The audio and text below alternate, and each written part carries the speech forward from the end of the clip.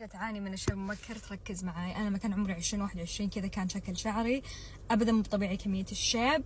فاللي صار أنا هذيك الفترة من حياتي كنت قاعدة أمر بضغوط أبدا مو طبيعية، فكان الستريس عندي اوفر.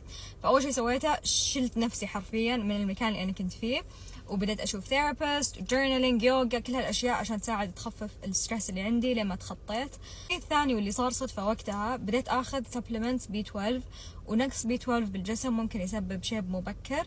وبشكل عام اذا الواحد فوق ال50 ضروري ياخذ B12 لان امتصاص جسمه لا يقل، والفترة هذه B12 يعني مو موجود باكلنا بشكل كافي. تمام. والسبلمنت الثاني او الشيء الثاني الزنك، بعد مرة مهم انه يكون يعني عندك كفاية منه في جسمك. فالزنك موجود بالبامكن سيدز، بالحمص، وكم اشياء ثانية بعد موجود فيها زنك. واشياء ثانية قريت انه ممكن بعد تساعد النحاس والحديد والبايتن ممكن يساعدون انه يروح الشيب.